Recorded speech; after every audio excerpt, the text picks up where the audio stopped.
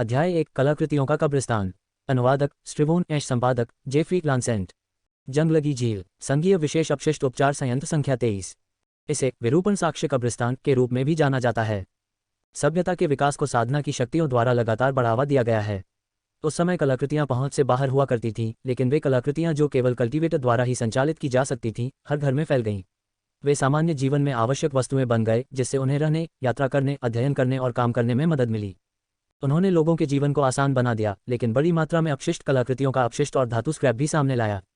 कलाकृतियों के कचरे में आमतौर पर कुछ सार ऊर्जा शेष रहती है, जो आसानी से विकिरण प्रदूषण का कारण बनती है। कलाकृतियों को बनाने वाले ग्लिफ एरे अत्यधिक अस्थिर होते हैं, जिससे विस्फोट का खतरा होता है। अगर ध्यान न दिया जाए तो कलाकृतियों का कचरा पर्यावरण को बड़ा नुकसान पहुंचा सकता है। इसलिए प्रत्येक संघीय शहर की परिधि पर कृत्रिम अपशिष्ट के उपचार के लिए विशेष अपशिष्ट उपचार संयंत्र स्थापित किए गए थे। विशेष अपशिष्ट उपचार संयंत्र संख्या 23 federal cultivation city floating spear के दक्षिणी बाहरी इलाके में स्थित है।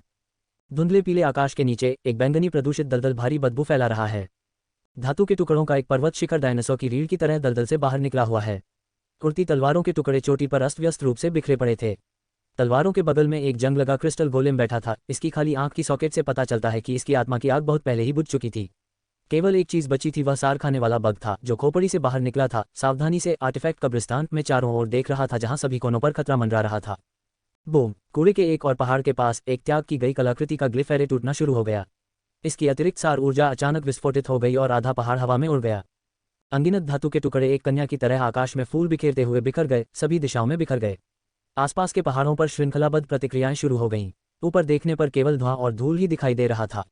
इसने राक्षसों के नृत्य की छवि दी, जिसने पूरे आकाश को ढक लिया। यहां तो ऐसा लग रहा था कि जीना हराम है। केवल तुच्छ तिलचिट्टे और कीड़े ही इसे स्वर्ग मान सकते हैं। तथापि लियाओ कूड़े के पहाड़ के पीछे सुप्तावस्था में दुबका हुआ था। अपने फटे होठों को चाटते हुए उसने धूल से सना हुआ एक गंदा पीला विंडब्रेकर पहना था, जो उसे पर्यावरण के साथ घुल मिल गया था। उसने पास में धीरे धीरे उभर रहे मशरूम के बादल पर एक नजर डाली। उसकी स्पष्ट युवा आंखों में भावना का कोई निशान नहीं देखा जा सकता था, कोई भावनाएं नहीं झलक रही थीं। केवल जब गंदगी और धातु के टुकड़े उसके कूड़े के पहाड़ पर गिरे तो वह कूड़े के ढेर में कुछ और गहराई तक चला गया। साथ ही उन्होंने चश्मा पहन लिया, जिससे उनका आधा चेहरा ढका हुआ था। ये यहाँ है। जब उसकी कलाई पर बंधी सार घड़ी कंपन करने लगी तो युवक उत्तेजित हो गया और उसके मुंह का कोना एक धूर्त मुस्कान में बदल गया।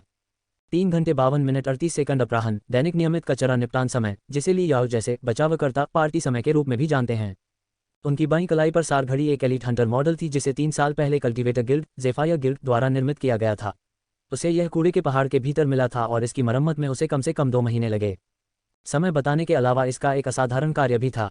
यह अद्वितीय कंपन की आवृत्ति को रिकॉर्ड कर सकता है। जब आसपास एक अनोखा कंपन फैलता है तो मालिक को सूचित किया जाता है। इस फंक्शन का उपयोग आसपास के शक्तिशाली राक्षसी जानवरों के अस्तित्व के बारे में शिकारियों को सचेत करने के लिए किया जाना था। हालांकि लियाओ द्वारा संशोधित किए जाने के बाद फंक्शन को कचरा जहाजों के आगमन पर अलग में बदल दिया गया था। कुछ ही देर में भिनभिनाने की एक मामूली सी आवाज के साथ उत्तरी क्षितिज पर एक दर्जन या इतने ही काले बिंदु दिखाई देने लगे। पृथ्वी को ढांकते हुए और आकाश को छिपाते हुए विस्फोटों से आया धुआं और धूल अभी भी खत्म नहीं हुआ था। दर्जन भर काले बिंदु भीतर मिश्रित हो गए थे और उन्हें पहचाना नहीं जा सका। लियाओ ने अपनी नाक ऊपर उठाई। उसकी उंगली उसके चश्मे के किनारे स्थित ग्लिफ से धीरे से टकराए। स्वोश! गूगल्स की सतह पर खून की लाल चादर दिखाई दी। लाल टकटकी के नीचे धुएं से छिपे हुए कचरा जहाजों का गोलाकार स्पष्ट रूप से प्रस्तुत किया गया था। सार घड़ी के शिकार फंक्शन ने एकल कचरा जहाज की अद्वितीय कंपन आवृत्ति को लॉक करने की भी अनुमति दी। कचरा जहाज नंबर 1327, मैं तुम्हें चुनता हूँ। जब लियाओ का जन्म हुआ तब से लेकर 10 वर्ष की आयु तक इन 10 वर्षों में वह आर्टिफैक्ट कब्रिस्तान में रहे। वह आकाश में हर इंच की गंदगी और हर कचरा जहाज को जानता था, जैसे कि वे उसके हाथ की उंगलियां हों। ये कचरा जहाज number 1327 floating spear in city के अपर ईस्ट साइड से कचरा इकट्ठा करने के लिए विशेष रूप से जिम्मेदार था।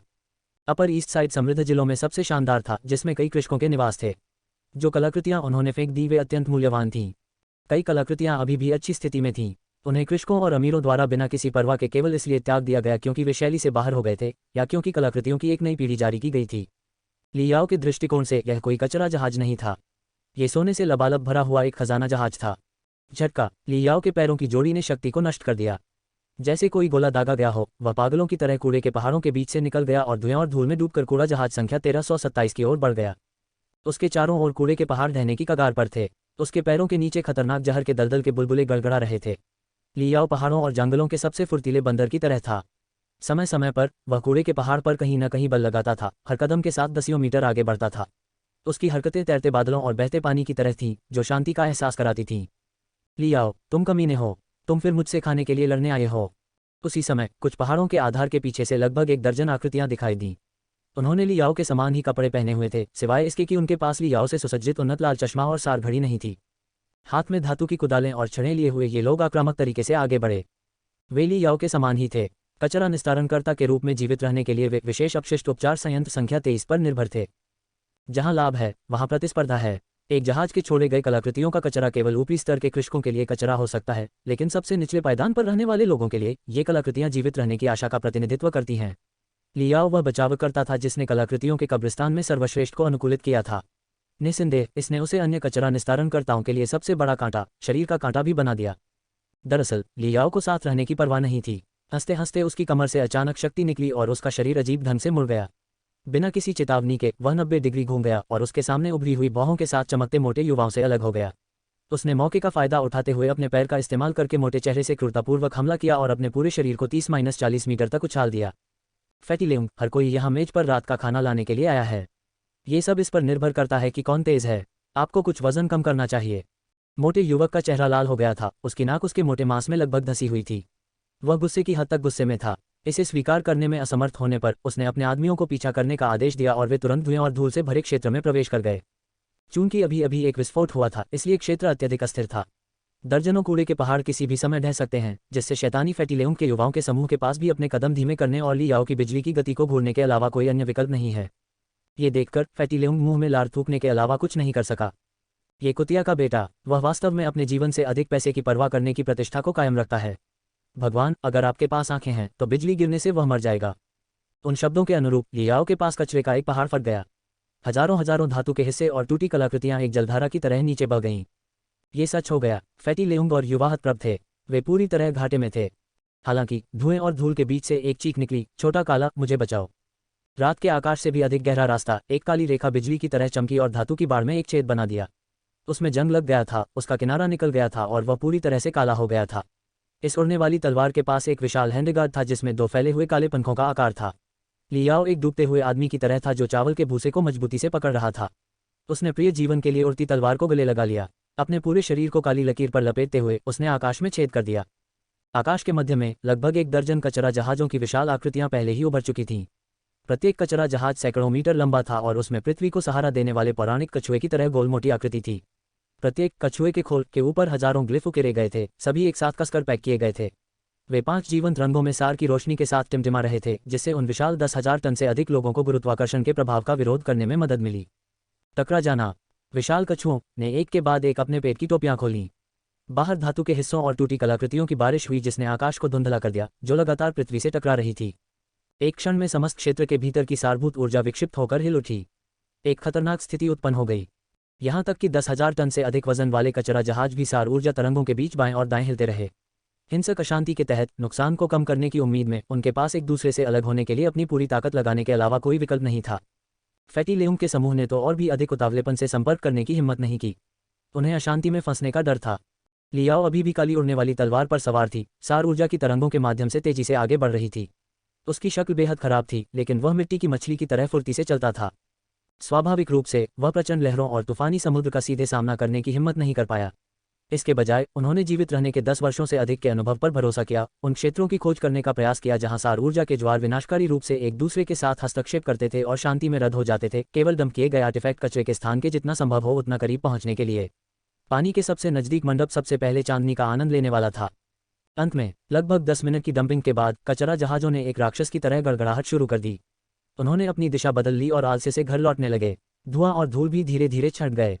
फैटी लेउंग बमुश्किल बड़े पैमाने पर कचरा डंपिंग के केंद्र में चढ़ गया था। उसने तुरंत देखा कि लियाओ कूड़े के एक नए बने पहाड़ पर आराम से बैठा हुआ था और मुस्कुराहट के साथ उसकी ओर देख रहा था। फैटी लेउंग का चेहरा गुस्से से कांप रहा था, लेकिन उसका दिल उलझन में था। लियाओ ने इस कूड़े के पहाड़ को बड़ी चतुराई से चुना। ये सबसे बड़ा नहीं था और इसमें सामग्री भी सबसे प्रचुर मात्रा में नहीं थी। चारों ओर अभी भी दर्जनों कूड़े के पहाड़ थे जिनमें बेशकीमती छोड़ी गई कलाकृतियां थीं। जहां तक बचाने वालों की बात है, इन 2 पार्टियों के अलावा और भी बहुत कुछ था। यदि फैटी लेउंग लियाओ के साथ प्रतिस्पर्धा करना जारी रखता है तो यह संभव है कि लाभ का कुछ हिस्सा मछली पकड़ने वाले अन्य लोगों द्वारा छीन लिया जाए। अन्य बचावकर्मियों के आंकड़े पहले ही धुंधले ढंग से सामने आ चुके थे। कई कूड़े के पहाड़ों की चोटियों से खुशी भरी चीखें सुनी जा सकती थीं, लोगों ने बहुमूल्य खजाना खोजा था। उल्लेख नहीं करना। फैटी लेउंग ने सुना था कि यह घृणित बच्चा लियाओ फ्लोटिंग स्पीयर सिटी के प्रसिद्ध क्रिम्सन निम्बस गिल्ड के सेकंड एफिलिएटेड हाई स्कूल का छात्र था। क्रिम्सन निम्बस गिल्ड फेडरेशन के दक्षिणी भाग में स्थित एक प्रसिद्ध संप्रदाय था। उनकी शक्ति अत्याचारी थी और उनके पास अनेक विशेषज्ञ थे। हालांकि लियाओ ने मास्टर्स की कोई सच्ची तकनीक नहीं सीखी होगी, लेकिन वह कोई ऐसा व्यक्ति नहीं था जिसे केवल 3 मुट्ठियों और 2 पैरों से नियंत्रित किया जा सकता था। अन्यथा वह इस आर्टिफैक्ट ग्रेवयार्ड में 10 वर्षों से अधिक समय तक संघर्ष करते हुए अपना जीवन यापन नहीं कर पाता, फिर भी पूरी तरह से स्वस्थ और फुर्तीला होता, साथ ही उसे गिद्ध उपनाम भी मिलता। लेकिन फैटी लेउंग इसे कैसे जाने दे सकता था? उसका चेहरा कहाँ गया? उसकी नाक अभी भी उसके मांस के अंदर घुसी हुई थी, जबकि उसका हृदय अस्त व्यस्त था। हवा का एक झोंका आया। फैटी लेउंग ने अवचेतन रूप से अपना हाथ पकड़ लिया और उसके हाथ को कुछ बर्फ ठंडा महसूस हुआ। उसके हाथ में वास्तव में मुट्ठी के आकार का एक बिखरा हुआ क्रिस्टल प्रोसेसर यूनिट था। लियाओ ने दिल खोलकर हंसते हुए कहा, फैटी लेउंग, हर कोई यहाँ जीविकोपार्जन के लिए है। मैंने पिछली बार आपसे एक स्टारलाइट श्रेणी का सीपीयू छीन लिया था। ऐसा नहीं है कि मैंने तुम्हारे पिता की हत्या की है। क्या इतनी दूर तक जाना, मृत्यु के बिंदु तक अविराम बने रहना अनावश्यक नहीं है? यहाँ मुझे विरिडियन ड्रैगन गिल्ड द्वारा निर्मित ब्रेव ड्रैगन 17 सीपीयू मिला। ये नवीनतम मॉडल है जो प्रति सेकंड 5000 से अधिक टेलीपैथिक विचारों की गणना करने में सक्षम है। भले ही ये तला हुआ हो, मुझे लगता है कि आपको इसके लिए 3 या 4 हज़ार रुपये मिल सकते हैं। बस इसे मेरी ओर से सम्मान के संकेत के रूप में लें, बड़े भाई फैटी लेउंग। अब से हम सम हैं, आप क्या कहते हैं? आप? फैटी लेउंग को उम्मीद नहीं थी कि लियाओ ऐसा कुछ कहेंगे। वह तुरंत स्तब्ध रह गया और कुछ हद तक अविश्वास करने लगा, क्योंकि उसने अपने चेहरे पर चर्बी को खरोंच लिया। यो, उधर देखो, वाइल्ड वुल्फ के आदमी लगभग यही हैं। वे इस आदमी की तरह अकेले नहीं दौड़ते। वे दर्जनों कूड़े के पहाड़ों को पूरी तरह से नंगे करके पचा लेंगे। वे आपके लिए एक भी पेंच नहीं छोड़ेंगे। लियाओ ने तेजी से पश्चिम की ओर इशारा करते हुए कहा। फैटी लेउंग के चेहरे का रंग बदल गया। उसने काफी देर तक आंखें मूंद लीं और अंततः एक संकल्प किया। उन्होंने तुरंत लियाओ को जोरदार शाबाशी दी और एक वाक्य बोला, ठीक है बच्चे, तुम्हारे पास चॉप्स हैं। चलो जल्द से जल्द सामान लेकर चलें। बचावकर्ताओं का एक दल सभी दिशाओं में बिखरा हुआ है, जो हर दिशा में कचरे के पहाड़ों की ओर बढ़ रहा है। वाह! लियाओ ने राहत की लंबी सांस ली। उसका नितंब कूड़े के ढेर पर बैठा था और उसके माथे पर पसीने की बड़ी बड़ी बूंदें बह रही थीं। अचानक उठते ही उसके चेहरे की मुस्कुराहट रोने में बदल गई। मरो फैटी, मैंने बड़ी मेहनत से वह ब्रेव ड्रैगन -17 प्रोसेसर पाया और यह मुफ्त में आपका हो गया। थोड़ा इंतजार करिए। क्या आपको लगता है कि मुझसे गिद्ध लियाओ को लेना इतना आसान है? एक दिन ऐसा आएगा जब तुमने मेरा जो कुछ खाया है वह मुझे वापस उगल दिया जाएगा। जो कुछ तुमने मुझसे लिया है उसे मैं ब्याज सहित वापस ले लूंगा। मैं ये सुनिश्चित करूंगा कि यह भी उच्च रुचि का हो। मैं आपको बताऊंगा क्यों हर कोई मुझे गिद्ध कहता है, जो जीवन से अधिक पैसे को महत्व देता है। नहीं, ये नहीं चलेगा। मुझे और तेज होने की जरूरत है। वाइल्ड वुल्फ गैंग, कीमा मांस के वे ढेर, वे फैटी लेउंग से भी अधिक अनुचित हैं। लियाओ ने अपना चश्मा नीचे खींच लिया ताकि वह उसकी गर्दन पर रहे। अपने हाथों को आपस में रगड़ते हुए उसकी जोड़ी आंखों में रोशनी की चमक थी। अपने होठों को चाटते हुए वह एक नवनिर्मित कूड़े के ढेर की ओर दौड़ा। रिपोर्ट अध्याय टिप्पणियां संपर्क करें टॉस साइट मैप दान करें। अध्याय 2 होलोग्राम प्रोजेक्टर। अनुवादक ऐश स्ट्रिवोन। संपादक जेफरी लांसेंट। 5 घंटे बाद रात घिर आई थी। मॉर्निंग सन विलेज विशेष अपशिष्ट उपचार संयंत्र संख्या 23 के बगल में स्थित था। हालांकि इसका नाम सुनने में सुखद था, मॉर्निंग सन विलेज वास्तव में फ्लोटिंग स्पीयर सिटी का सबसे जीर्ण शीर्ण, सबसे सस्ता आवासीय किराए का क्षेत्र था। आर्टिफैक्ट कब्रिस्तान के ठीक बगल में एक स्थान का मतलब था कि जलवायु बिल्कुल खराब थी। साल भर एक तीखी गंध हवा में व्याप्त रहेगी। यहाँ तक कि जब मुख्य शहर में नीला आसमान और सफ़ेद बादल होते थे, तब भी यहाँ भूरे बादलों की चादर बिछी रहती थी। फ्लोटिंग स्पीयर सिटी के 19 आवासीय किराए क्षेत्रों में से इस क्षेत्र में जीवन की गुणवत्ता सबसे कम थी। स्वाभाविक रूप से किराया सबसे कम था। चाहे किराया कितना भी सस्ता क्यों न हो, बहुत से लोग अपशिष्ट उपचार संयंत्र के बगल में रहना नहीं चाहेंगे। कई आवासीय इमारतें पूरी तरह से खाली थीं। बिना किसी रखरखाव के वर्षों की टूट फूट के कारण बाहरी और आंतरिक दोनों हिस्से में दरारें पड़ गई थीं। गलियारे मकड़ी के जालों से ढके हुए थे। ये सभी इरादों और प्रयोजनों के लिए एक बुथा शहर था। और लियाओ इस घोस्ट टाउन के दीर्घकालिक निवासी थे। उन्हें यहाँ की शांति पसंद थी। जब वह घर पर अपनी कलाकृतियों की मरम्मत और संशोधन करता था तो वह किसी को परेशान नहीं करता था। यह आर्टिफैक्ट कब्रिस्तान के करीब था। किराया सस्ता था। इसने बस अनेक लाभ प्रदान किए। उनका घर लगभग 50 वर्ग मीटर का था। वहाँ 2 कमरे थे, एक बाहरी और एक भीतरी। बाहरी कमरा खाने पीने और मनोरंजन के लिए था। आंतरिक शयनकक्ष को एक कलाकृति कार्यशाला में फिर से तैयार किया गया था। जब कोई घर में प्रवेश करता है तो सबसे पहली आकर्षक छवि जो उसे दिखाई देती है वह रस्सी से नीचे लटकते सैकड़ों क्रिस्टल प्रोसेसर की होती है, जो सैकड़ों कंकाल खोपड़ियों की तरह दिखते हैं। ये क्रिस्टल प्रोसेसर इकाइयाँ ज़्यादातर सैकड़ों साल पहले के अवशेष थीं, जो पहले से ही अपनी कंप्यूटिंग क्षमताओं को खो रही थीं। उन्हें लियाओ ने उठाया और उनके संग्रह का हिस्सा बन गए। वह एक पागल क्रिस्टल प्रोसेसर प्रशंसक था और इस प्रकार की कलाकृतियों में पारंगत था जो साधकों के मस्तिष्क की तरह असंख्य टेलीपैथिक विचारों को संसाधित करने में सक्षम थे। इस छोटे से लिविंग रूम में कागज की किताबों के ढेर लगे हुए थे, जो इस युग में शायद ही कभी देखा गया हो। Pile say less than a general guide to repairing artifacts greater than, less than a beginner's textbook on crafting flying swords greater than, less than an artificer prepares greater than, less than Black Mountain Elder Devil class crystal battleship maintenance manual greater than, और less than 99 ways to crafts जैसे शीर्षक सामने आए। किसी ग्रह का विस्फोट करें greater than। कई तो सैकड़ों वर्ष पहले के प्राचीन ग्रंथ थे। वे भूरे और पीले होने के साथ साथ परतदार और बूंदेदार भी थे। किताबों और क्रिस्टल प्रोसेसरों से घिरा हुआ एक इस्तेमाल किया हुआ और कुछ पुराना पुआल का गद्दा था। ये ली याओ की मेज, कुर्सी और बिस्तर था। और भीतरी कमरे की कलाकृति कार्यशाला के भीतर कीमती खजानों के ढेर थे जिन्हें ली याओ ने अपशिष्ट उपचार संयंत्र से एकत्र किया था। वहां चमचमाती उड़ती तलवारें, रहस्यमय सुलेख वाले तावीज़ और बेहद सुखद खुशबू वाले अमृत थे। और भी कलाकृतियों को उनके द्वारा उनके सबसे प्राथमिक घटकों में तोड़ दिया गया था और कोने में ढेर कर दिया गया था जो छोटे कचरे के पहाड़ बन गए थे। इस समय ली याओ ने एक चांदी जैसी सफ़ेद घन आकार की कलाकृति पकड़ रखी थी। उसकी आंखें चमक उठी, ठीक वैसे ही जैसे कोई बड़ा दुष्ट भेड़िया एक छोटे खरगोश पर नजर गड़ाए हुए हो। लार की एक रेखा उसके मुंह के किनारे से लगभग टपकने लगी। लंबी काले पंखों वाली उड़ने वाली तलवार उसकी पीठ पर फैली हुई थी जो एक अजीब मोटे सांप की तरह चारों ओर देखने की कोशिश कर रही थी। आश्चर्यजनक रूप से ये 1000 इल्यूजन गिल्ड की नवीनतम पीढ़ी का 3D होलोग्राम प्रोजेक्टर है जिसकी बाजार कीमत 20,000 रुपये से अधिक है। अगर मैं इसकी मरम्मत कर सका तो मुझे इसके लिए 10,000 रुपये तक मिल सकते हैं। छोटा काला, हमने इस बार बड़ा प्रहार किया है। ली याओ एक लंबी सीटी बजाने से खुद को रोक नहीं पाए। काली उड़ती हुई तलवार से चर की आवाजें आने लगीं। इसके दो पंख ऊपर नीचे उड़ रहे थे मानो मस्ती में नाच रहे हों। अप्रत्याशित रूप से इसने अपने मालिक के समान ही लालच का संकेत प्रदर्शित किया। ली याओ के हाथ भड़क उठे और रखरखाव के लिए इस्तेमाल किए जाने वाले 7 से 8 अजीब आकार के उपकरण उसकी उंगलियों के बीच दिखाई दिए। कुछ पेचकस जैसे थे, कुछ छोटे प्लाये जैसे थे। वहां लंबी और पतली चांदी की सुइयों के साथ साथ घुमावदार और हुक वाले अनाम उपकरण भी थे। छोटा काला, कुछ सेकंड का अनुमान लगाओ। काली उड़ने वाली तलवार 2 तीखी चीखने वाली आवाजें निकालती है, अपने नुकीले सिरे का उपयोग करके 50 निकालने के लिए हवा में उड़ती है। 50 सेकंड, आप मुझे पूरी तरह से कमतर आंक रहे हैं। उसने अपनी आंखें बंद कर लीं और एक गहरी सांस ली और 3 सेकंड के लिए शांत हो गया। आंखें खोलने के बाद उसकी आंखों के भीतर का लालच और उत्साह गायब हो गया। एक अचल प्राचीन कुएं की तरह जो कुछ बचा था वह ठंडा और स्पष्ट छलकता हुआ आत्मविश्वास था। ली याओ के हाथ अचानक सक्रिय हो गए। 10 उंगलियां बहती हुई रोशनी के 10 रास्तों में बदल गईं जिसने चांदी जैसी सफ़ेद कलाकृति को पूरी तरह से ढक दिया।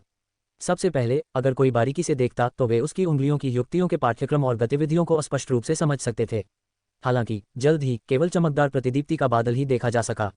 प्रतिदीप्ति के भीतर सरसराहट की आवाज़ आने लगी। आधे मिनट बाद प्रतिदीप्ति हिली और सरसराहट की आवाज़ फीकी पड़ गई। सैकड़ों परछाइयां अपने मूल स्थान पर वापस चली गईं। ली याओ की 2 आंखें अभी भी अपनी मूल स्थिति पर टिकी हुई थीं, जरा सी भी हलचल नहीं कर रही थीं। जहां तक चांदी जैसी सफ़ेद कलाकृति का सवाल है, 3D होलोग्राम प्रोजेक्टर को ली याओ ने पहले ही 425 प्राथमिक भागों में तोड़ दिया था। 39 सेकंड और हो गया। ली याओ ने काली उड़ती तलवार को देखकर गर्व से आंख मारते हुए विजय घोष लगाए। फिर वह पूरी एकाग्रता से पढ़ाई करने लगा। TSC ये 1000 इल्यूजन गिल्ड का नवीनतम मॉडल होलोग्राम प्रोजेक्टर वास्तव में कुछ है। एक विस्तृत रचना, सार का संतुलन प्रकृति के काम की तरह है। इस मास्टर क्रिस्टल चिप का सबसे आश्चर्यजनक हिस्सा यह है कि यह एक नग के आकार का है, लेकिन किसी तरह इस क्रिस्टल चिप पर 300 से अधिक ग्लिफ उकेरे गए थे। सभी एक दूसरे के साथ मिलकर काम करते हुए 20 से अधिक ग्लिफ सरणियां बनाते हैं। ये बस एक काम है कला का। ली याओ के हाथ में एक आवर्धक कांच था जो निकाले गए मास्टर क्रिस्टल चिप को ध्यान से देख रहा था। उनके चेहरे पर किसी तीर्थयात्री की तरह नशा छा गया। जितना अधिक उसने अवलोकन किया उसकी अभिव्यक्ति उतनी ही अधिक गहन होती गई। ये सही नहीं है, केवल 300 ग्लिफ नहीं है। ऐसा प्रतीत होता है कि यह master crystal chip crystal folding तकनीक का उपयोग कर रही है। 3 क्रिस्टल चिप्स लेती है और उन्हें एक दूसरे के ऊपर परत करती है जिसमें कुल मिलाकर 1000 से अधिक ग्लिफ होते हैं और 100 से अधिक त्रिआयामी ग्लिफ सरणियां बनती हैं। यह अकल्पनीय है। उन्होंने जितना अधिक अध्ययन किया उन्हें उतना ही गहरा अनुभव हुआ। ली याओ समय बीतने को भूलकर पूरी तरह तल्लीनता की स्थिति में आ गए और पूरे 3 या इतने ही घंटों तक सावधानीपूर्वक अध्ययन किया। वह एक भी ग्लिफ सरणी को पूरी तरह से समझने में विफल रहा। इसके बजाय उसकी टिप्पणियों के कारण उसे चक्कर आने लगे और उसका सिर घूम गया क्योंकि उसकी दृष्टि काली हो गई थी। अभी उनका अधिकतम स्तर जूनियर आर्टिफैक्ट तकनीशियन था। उनके स्तर और 1000 इल्यूजन गिल्ड मास्टर आर्टिफिशियल के स्तर के बीच की खाई वास्तव में बहुत चौड़ी थी, बहुत अधिक चौड़ी थी। यदि इस मास्टर क्रिस्टल चिप में कोई समस्या होती तो उसके पास इस 3D होलोग्राम प्रोजेक्टर को लेने और इसे दोष के रूप में बेचने के अलावा कोई विकल्प नहीं होता। सौभाग्य से सार ऊर्जा को इंजेक्ट करने के लिए सार आरक्षित उपकरण का उपयोग करने के बाद ली याओ ने पाया कि सार ऊर्जा मास्टर क्रिस्टल चिप में सुचारू रूप से प्रवाहित होती है। सार सर्किट स्पष्ट थे, ग्लिफ सरणी स्थिर थी और कोई विसंगतियां नहीं थीं। सावधानीपूर्वक निरीक्षण के बाद उन्होंने पाया कि समस्या एक क्रिस्टल नाली से उत्पन्न हुई थी। एक सार ऊर्जा उतार चढ़ाव विसंगति के कारण ये क्रिस्टल नाली जल गई। सौभाग्य से ली याओ के लिए ये क्रिस्टल नाली एक मानक घटक था और इसे बदलना बहुत आसान था। ली याओ को तुरंत अपने घर में मौजूद सामान से एक प्रतिस्थापन मिल गया। यह अध्याय पहली बार नवंबर 3LN प्लेटफॉर्म पर साझा किया गया था। अपनी आंखें बंद करते हुए उसने चुपचाप अपने हालिया निराकरण की प्रक्रिया को याद किया। उसके दिमाग में एक संपूर्ण संरचनात्मक आरेख की छवि उभरी। उसके हाथ स्वचालित रूप से सक्रिय हो गए, हवा का एक झोंका आया और 3D होलोग्राम प्रोजेक्टर एक बार फिर से इकट्ठा हो गया। उन्होंने सार ऊर्जा की एक नदी को इंजेक्ट करने के लिए सार आरक्षित उपकरण का उपयोग किया। शुद्ध सफेद बाहरी भाग से हल्की नीली प्रतिदीप्ति उत्सर्जित हो रही थी, मानो यह कोई चमकदार पारदर्शी नीलमणि हो, जिससे ऐसा प्रतीत हो रहा हो जैसे कि यह किसी जीवित परी के वश में हो। जब ली याओ के दिमाग की गहराई से नीली चमक उसके माथे पर छा गई तो दर्जनों नियंत्रण ग्लिफ स्वचालित रूप से दृश्य में आ गए।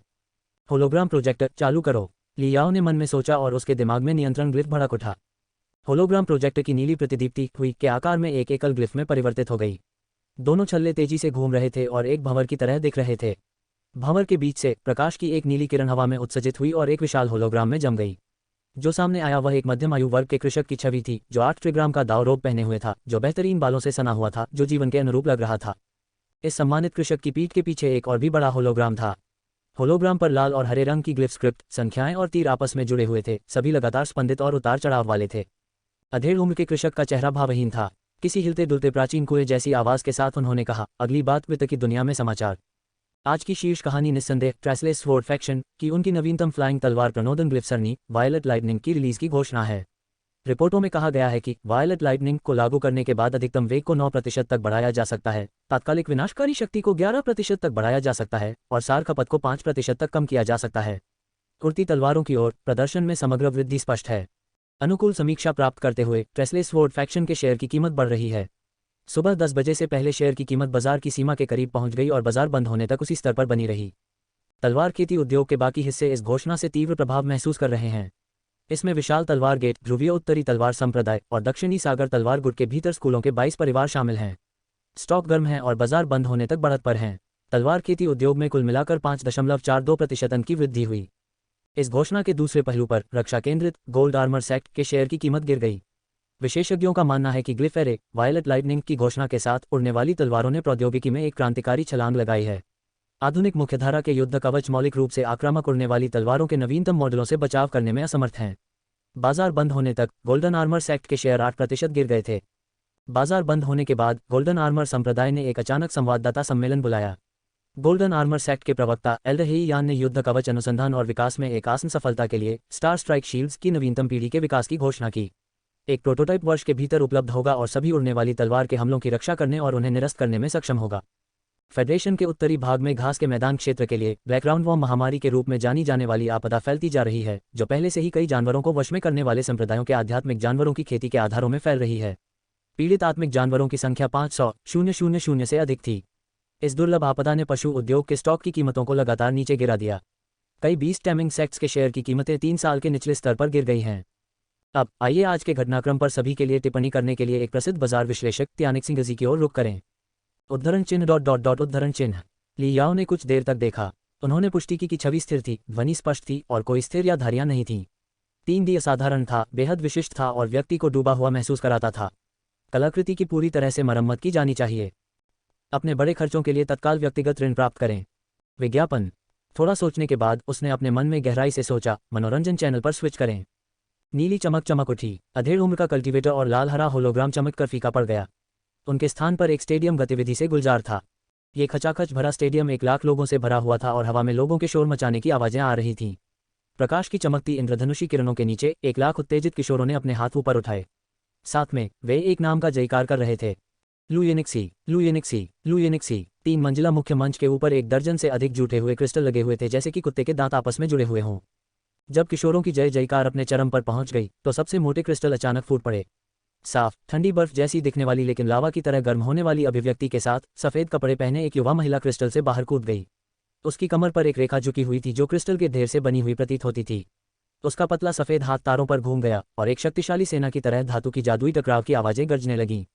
मेरे दिल में गर्व से उड़ने का सपना है। दिव्य नदी का विपरीत किनारा हमारी दिशा है। ये हमारा है। खेती करो, नया युग। सभी किशोरों की तरह ली याओ का खून भी खौलने लगा। लड़की लू येनिक्सी ने पूरे मंच पर ऊर्जा बिखेर दी। वह एक आइडल स्कूल की गायिका थी जो हाल ही में पिछले 2 वर्षों में अचानक उभरी। एकदम ठंडी आकृति और विस्फोटक प्रदर्शन शैली के साथ शुरुआत करते हुए उन्होंने बड़ी संख्या में किशोरों को आकर्षित किया। उन्होंने 40 मिलेनियम ऑफ कल्टिवेशन गीत की रचना की जो आधे साल के भीतर ही पूरे देश में लोकप्रिय हो गया। इस गीत से अनगिनत किशोरों को साधना पथ पर चलने की प्रेरणा मिली। ली याओ भी उनके प्रशंसकों में से एक थे, लेकिन अन्य लोगों की तुलना में अलग कारण से। लू येनिक्सी को पसंद करने का कारण यह था कि उनका अतीत एक जैसा था। वे दोनों अनाथ थे। लियाओ का जन्म विशेष अपशिष्ट उपचार संयंत्र संख्या 23 में हुआ था। जहां तक उन्हें याद है, आसमान हमेशा राख और पीला रहता था। उसने कूड़े के ढेर से सड़ा हुआ मांस खाया।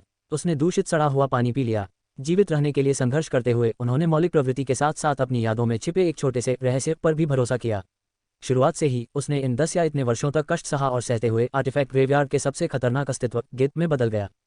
यदि ओल्ड मैन कभी प्रकट नहीं हुआ होता तो लियाओ शायद कचरा संयंत्र का हिस्सा बन गया होता, फैटी लेउंग या वाइल्ड वुल्फ में बदल गया होता। लेकिन एक दिन 6 साल पहले एक कचरा जहाज ने दर्जनों टन कचरे के साथ बूढ़े आदमी को फेंक दिया था। लियाओ को दया आ गई और वह घाव से भरे बूढ़े व्यक्ति को खींचकर घर वापस ले आया। तब से उनके लिए नियति पूरी तरह से बदल गई थी। बूढ़े व्यक्ति ने कभी भी अपने अतीत के बारे में बात नहीं की। लियाओ को केवल ये निश्चित रूप से पता था कि वह एक अत्यंत कुशल विशेषज्ञ आर्टिफैक्ट मोडर था। 5 वर्षों की छोटी अवधि में बूढ़े व्यक्ति ने लियाओ को कलाकृतियों को संशोधित करने के सभी प्रकार के शानदार और विचित्र कौशल सिखाए। उन्होंने लियाओ को सभी प्रकार के मौलिक शैक्षणिक विषयों का ज्ञान सिखाया। उन्होंने लियाओ को शहर के एक निजी हाई स्कूल में दाखिला दिलाने के लिए पैसे भी खर्च किए, जिससे लियाओ को सामान्य समाज में घुलने मिलने का मौका मिला। 1 साल पहले बूढ़े व्यक्ति की पुरानी चोटें फिर से उभर आईं और उनका निधन हो गया। वह लियाओ के लिए ब्लैक विंग नाम की एक रहस्यमयी उड़ने वाली तलवार छोड़ गया। बूढ़े व्यक्ति ने कहा कि ब्लैक विंग एक अजीब हथियार था जिसे उसने आधे जीवन तक अध्ययन करने की कोशिश की, लेकिन कोई सफलता नहीं मिली। अंत में उन्होंने लियाओ के लिए कुछ शब्द छोड़े। छोटे याओ, ये बूढ़ा व्यक्ति अपने जीवन में दर्जनों दुनियाओं में रहा है। मैंने हजारों विशेषज्ञ आर्टिफैक्ट मॉडल्स और मास्टर आर्टिफिसिस को देखा और उनसे मुलाकात की है, लेकिन मैंने जो देखा है उसमें आपकी प्राकृतिक प्रतिभा सबसे अधिक है। केवल एक तुच्छ नश्वर के हाथों से आप निम्न स्तरीय कलाकृतियों को बनाए रखने में सक्षम हैं। आप सचमुच प्रतिभाशाली हैं, लेकिन केवल किसी की प्राकृतिक प्रतिभा पर भरोसा करना पर्याप्त नहीं है। केवल अपनी प्रतिभा पर भरोसा करके आप हमेशा निम्न स्तर की कलाकृतियों, नागरिक कलाकृतियों को बनाए रखने में ही सक्षम होंगे। इस बूढ़े आदमी से वादा करो कि तुम ठीक से पढ़ोगे, लड़ोगे और विश्वविद्यालय में प्रवेश पाओगे और एक कृषक बनोगे।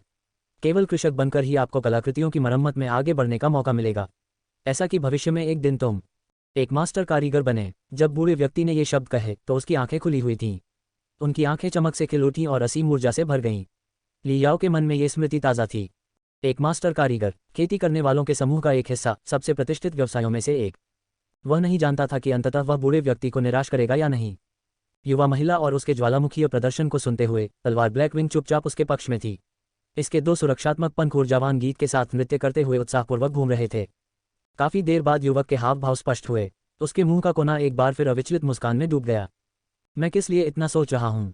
परिणाम चाहे जो भी हो, मुझे बस सब कुछ दांव पर लगाना है। लुएनिक्सी एक छोटी सी अनाथ थी और वह महासंघ की सबसे लोकप्रिय महिला गायिका बन गई। मैं एक छोटा सा उद्धारकर्ता, एक मास्टर आर्टिफिशियर क्यों नहीं बन सकता? युवाओं ने बहुत पहले, बहुत दूर एक स्थान पर अतीत के बारे में सोचा। उसे यह वाक्य सुनकर याद आया, व्यक्ति को हमेशा सपने देखना चाहिए, अगर वे किसी दिन सच हो जाएं तो क्या होगा। पब फ्यूचर द्वारा विज्ञापन। संपर्क करें, टॉस साइड मैप दान करें। मेनू दिखाओ। उपन्यास बिन। उपन्यास खेती के 40 सहस्राब्दी। अध्याय 3, अलौकिक स्वप्न। गुणप्रिय पाठकों, कृपया प्रीमियम सामग्री पढ़ने के लिए यहाँ नोवेल बिन ऐप डाउनलोड करें। URL। खेती की 40 सहस्राब्दियाँ। C3, the uncanny dream. प्लेवलूम रात के 12 बजे, रात के 12:44 ट्रू विद फुल स्क्रीन। अध्याय 3, अलौकिक स्वप्न।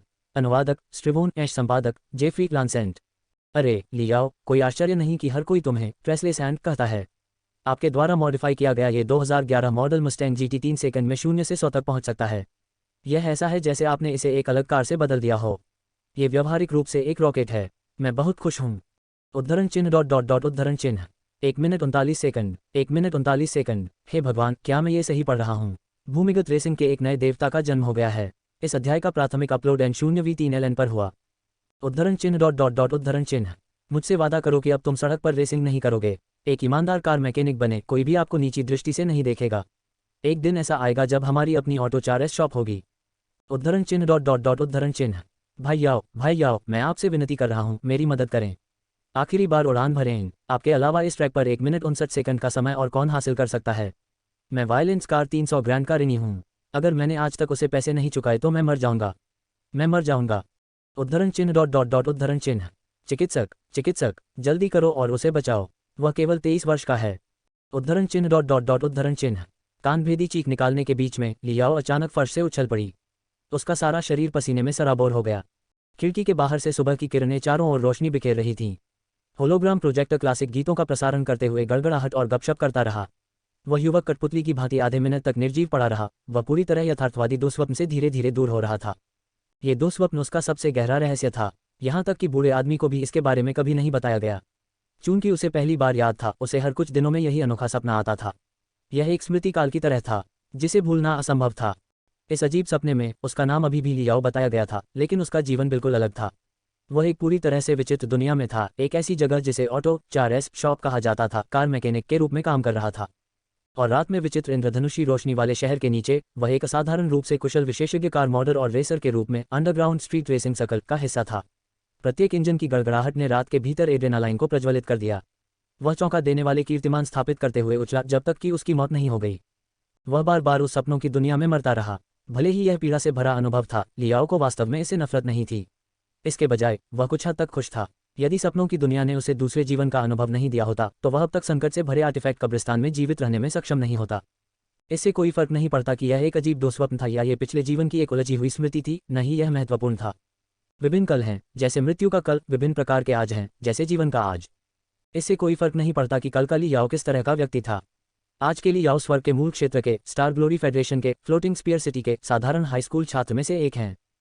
जो मास्टर आर्टिफिशियर बनेगा, उसने एक गहरी सांस ली। उसने अपने कमरे को साधारण तरीके से साफ सुथरा कर लिया था और अपना चेहरा धोने तथा कुल्ला करने का काम पूरा कर लिया था। समय अभी 6 बजे से ऊपर का है। लियाओ ने अपना स्कूल बैग कंधे पर उठाया, 3D होलोग्राम जनरेटर उठाया और बड़े कदमों के साथ घर के दरवाजे से बाहर चला गया। आज सोमवार था, भोर होने ही वाली थी।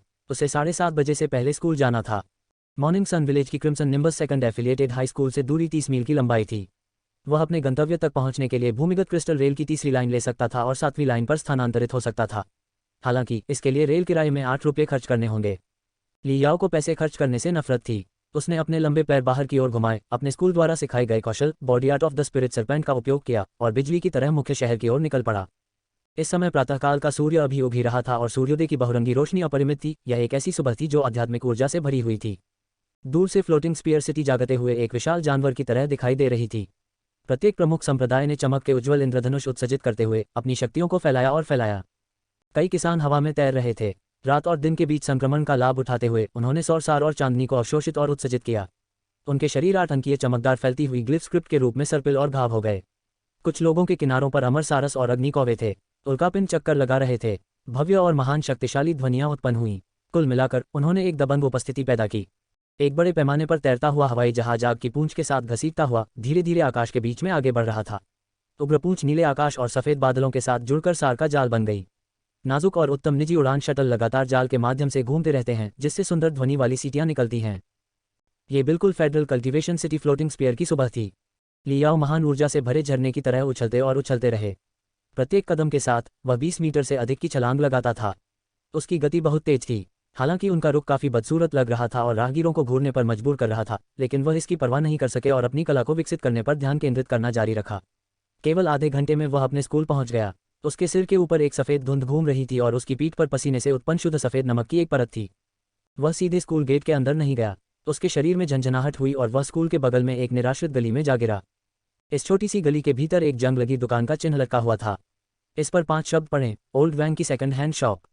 नीचे सघन रूप से पैक किए गए छोटे शब्दों की एक पंक्ति थी। सभी प्रकार की सेकंड हैंड कलाकृतियों में विशेषज्ञता, आर्टिफैक्ट मॉडिंग, युद्ध कवच शोधन, जादुई जानवर प्रशिक्षण, ग्लिफ सरणी रखरखाव, मठ समारोह और अन्य पेशेवर सेवाएं भी प्रदान करना। मानो ये जानते हुए कि लियाओ आएंगे, एक खिड़की एक बड़े गंजे सिर को उजागर करने के लिए खुली। यह एक चिड़चिड़ी आंखों वाला बूढ़ा व्यक्ति था। हाँ, कल रात में 2 से अधिक भव्य कार्ड खो गया। मैं बस इस बात की चिंता कर रहा था कि अपनी पत्नी को ये बात कैसे समझाऊं, लेकिन धन का देवता तुरंत वहां आ गया। छोटे शैतान, इस बार तुम अपने बूढ़े दादाजी के लिए कौन सा अच्छा सामान लाए हो? बूढ़ा आदमी बुरी तरह मुस्कुराया। बचाओ, भले ही आपने अपना अंडरवियर खो दिया हो, लेकिन यह मत सोचिए कि मैं अपनी कीमतें कम कर दूंगा। लियाओ ने बिना किसी रोक टोक के ओल्ड फेलो वान के विस्तारित पंजे को नीचे गिरा दिया। वह एक सेकंड के लिए झिझका और भले ही इससे उसे भावनात्मक पीड़ा हुई, फिर भी उसने अपना होलोग्राम प्रोजेक्टर निकाला और उसके ऊपर से गुजार दिया। उनमें से एक बड़ा हिस्सा डिवाइस को अपने पास रखना चाहता था ताकि वह 3 layer stack folding crystal chip तकनीक का और अध्ययन कर सके, लेकिन जब सब कुछ कहा और किया गया तो असली सोना और चांदी अधिक महत्वपूर्ण थे। निजी हाई स्कूल में पढ़ाई महंगी थी। खेती करने के लिए लोगों को अपनी हत्या क्षमताओं को बढ़ाने के लिए दौड़ते हुए सार गोलियां और सहायक उपकरण खरीदने चाहिए। चाहे कुछ भी हो, वर्ष के अंत में शिक्षा में गरीब होना और मार्शल शक्ति में समृद्ध होना भी खेती की राह पर ले जाने के लिए वैध था, जिसे पूरा करने के लिए चमकदार सफेद चांदी के ढेर की आवश्यकता होती है। ये सचमुच कुछ अच्छी चीजें हैं। ये स्पष्ट था कि ओल्ड वान को उसकी बातें पता थीं। होलोग्राम प्रोजेक्टर पाकर उनकी आंखें डगमगा गईं। उसकी आंखों से प्रशंसा की चमक झलक रही थी। उन्होंने इसका परीक्षण नहीं किया और इसके बजाय बोले, एक समान कीमत 9,500। लियाओ के दिल की गहराई से एक गर्माहट फूट पड़ी। ये कीमत वास्तविक सेकंड हैंड बाजार कीमत से बहुत अलग नहीं थी। पुराने साथी वांग एक बार फिर लियाओ को अच्छी कीमत दे रहे थे। भले ही इस बूढ़े आदमी की शक्ल एक संदिग्ध व्यक्ति की तरह थी, लेकिन वास्तव में वह बूढ़े व्यक्ति के अलावा एक ऐसा व्यक्ति था जिसने लियाओ के साथ सबसे अच्छा व्यवहार किया था। प्रत्येक लेन देन में वह कमोबेश लियाओ के लिए कीमत में थोड़ा सा इजाफा कर देता था, और हर कुछ दिनों में वह लियाओ को उच्च वेतन वाला कोई न कोई काम दे देता था। बूढ़े व्यक्ति की मृत्यु के बाद और फेलो वांग की सहायता के बिना लियाओ निजी हाई स्कूल की महंगी फीस का भुगतान जारी रखने में असमर्थ होंगे। मुझे इतनी ज्यादा जरूरत नहीं है, बस 9,000 ही ठीक है। बचे हुए 500 सुश्री वांग को दे दें, बस इतना कहें कि आपने इसे कार्ड से जीता है। धन्यवाद की कोई आवश्यकता नहीं। मुझसे किसने कहा कि बुजुर्गों का सम्मान करो और युवाओं की कद्र करो? मैं तुम्हें और तुम्हारे थके हुए बूढ़े शरीर को घुटनों के बल बैठकर वॉशबोर्ड पर कपड़े धोते हुए नहीं देख सकता। सुबह की सभा पकड़नी है, बस मेरे बैंक खाते में पैसे जमा कर दो। लियाओ ने अपना हाथ लहराया और दूर चला गया। बूढ़ा वांग अचानक उसके पीछे चिल्लाया, रुको छोटे शैतान। लियाओ खड़े हुए और जानबूझकर कहा, वाह मरो बूढ़े आदमी, क्या आपको नहीं लगता कि 500 बहुत कम है? उस समय में ये बूढ़ा व्यक्ति शीर्ष रैंकिंग वाले मास्टर आर्टिफैक्ट मॉडल से एक कदम ऊपर था। कुछ ही मिनटों में मैं कई मिलियन कमा सकता हूँ। इसके स्वरूप से इस संबंध में आप केवल स्क्रैप ही बना सकते हैं। ये बूढ़ा आदमी आपको बताना चाहता था कि विश्वविद्यालय की परीक्षा 100 दिन में है। आपको, युवा, इसे उचित रूप से लेने और एक अच्छे विश्वविद्यालय में दाखिला लेने की आवश्यकता है। यह विश्वास न करें कि आपके पास पहले से ही कलाकृतियों की मरम्मत का कौशल है और आप स्वर्ग और पृथ्वी की विशालता को नहीं जानते हैं। दुनिया बहुत बड़ी है और इसका एहसास आपको तब होगा जब आप यूनिवर्सिटी जाएंगे। एक सच्चे मास्टर आर्टिफिशियर के सामने आपकी वर्तमान क्षमता किसी भी लायक नहीं है। पुराने साथी वांग क्रोधित हो गए। लियाओ का दिल एक बार फिर गर्मजोशी से भर गया और उसने जोर से अपनी मुट्ठी लहराई। मैं निश्चित रूप से विश्वविद्यालय में प्रवेश पाऊंगा, दादाजी वांग। रिपोर्ट अध्याय टिप्पणियां। संपर्क करें, टॉस साइट मैप दान करें। मेनू दिखाओ। उपन्यास बिन। उपन्यास खेती के 40 सहस्राब्दी। अध्याय 4 फीन ब्लेड पेंग है। गुणप्रिय पाठकों, कृपया प्रीमियम सामग्री पढ़ने के लिए यहाँ नोवेल बिन ऐप डाउनलोड करें। URL खेती की 40 सहस्राब्दियाँ। C4 फीन ब्लेड पेंग है। प्लेवलूम रात के 12 बजे ट्रूविड फुल स्क्रीन। अध्याय 4 फीन ब्लेड पेंग है। अनुवादक स्ट्रिवोन ऐश, संपादक जेफ्री लांसेंट। जब लियाओ अपने शरीर को पीछे की ओर झुका रहा था और धीरे धीरे बंद स्कूल के गेट की ओर बढ़ रहा था, तो मुख्य प्रशिक्षक ऐसे घूर रहा था जैसे कोई बाघ अपने शिकार को देख रहा हो। लियाओ ने एक सांस छोड़ी और अपनी घड़ी 7:29 पर देखी, बिल्कुल ठीक समय पर। फेडरेशन के अन्य सभी हाई स्कूलों की तरह क्रिम्सन निम्बस ने वार्षिक क्रेज्ड यूनिवर्सिटी प्रवेश परीक्षा सीजन में जल्दी प्रवेश किया है। परिसर में हत्या की ऐसी आभा व्याप्त हो गई जैसे किसी युद्ध के मैदान में हो। स्कूल के प्रवेश द्वार के ठीक बीच में एक विशाल होलोग्राम लगा हुआ था। उस पर कई शब्द थे। प्रवेश परीक्षा तक का समय 99 दिन 18 घंटे 32 मिनट और 57 सेकंड। होलोग्राम पर संख्याएं हर सेकंड स्पंदित और बदलती रहती थीं। ये बदलाव छोटा था, लेकिन इससे परीक्षा देने वाले अभ्यर्थियों पर काफी दबाव आ गया। दोनों तरफ नारों की कई पंक्तियां थीं। जब तक पढ़ाई मौत की हद तक न पहुंच जाए, तब तक पढ़ाई को मौत के घाट उतार देना चाहिए। एक बिंदु से ऊपर उठने का मतलब है 1000 लोगों को कुचलना। क्रिम्सन निम्बस सेकंड महासंघ पर हावी है। परीक्षा में उत्तीर्ण होने या निर्वासित होने की प्रतिज्ञा करो। 9 विशिष्ट विश्वविद्यालयों में प्रवेश प्राप्त करें। कृषक बने। जीवन के शीर्ष पर कदम रखें। पूरे परिसर में एक जोशीला मार्च गूंज उठा। लगभग 1000 छात्र पानी के ज्वार की तरह खेल मैदान की ओर दौड़ पड़े। लियाओ ने भी लोगों की भीड़ में घुसते हुए अपने कदम बढ़ा दिए। मैदान में पहुंचते ही लोगों का ज्वार 3 हिस्सों में बढ़कर बिल्कुल अलग अलग समूहों में बदल गया। पहले समूह में लगभग 40 छात्र थे। सभी ने प्रकृति द्वारा तराशी गई सुंदर विशेषताओं के साथ एक गरिमापूर्ण उपस्थिति धारण की। ये दबंग और अहंकारी स्वर्ग के चुने हुए लोग थे। उनके शरीर को ढकने वाली स्कूल की वर्दी स्वर्ग के रेशम से बनाई गई थी, कस्टम सिलवाया गया था और कृषकों द्वारा परिष्कृत किया गया था। वे हवा की अनुपस्थिति में छिपे हुए खजानों की किरणों से हिलते हुए फड़फड़ाते थे। इन सभी ने एक असामान्य मार्शल उपस्थिति देने में योगदान दिया। ये लोग विद्यार्थियों के महत्वपूर्ण वर्ग के थे। प्रत्येक 10,000 में से एक साधना प्रतिभा था। उनमें 9 विशिष्ट विश्वविद्यालयों को चौंका देने की ताकत थी। लोगों का दूसरा समूह सबसे अधिक संख्या में था, जिसकी संख्या लगभग 700 से 800 छात्र थे। उन्होंने जो कपड़े पहने थे वे भी स्वर्ग के रेशम से बने थे, लेकिन वे कस्टम सिलवाए नहीं गए थे, न ही उन्हें काश्तकारों से परिष्कृत किया गया था। वे हजारों लोगों के चेहरों की तरह नीरस और औसत दर्जे के लग रहे थे। वे छात्रों की आरोही कक्षा थे, जिनमें ज्यादातर फ्लोटिंग स्पीयर सिटी के अमीर और कुलीन परिवारों के बच्चे शामिल थे।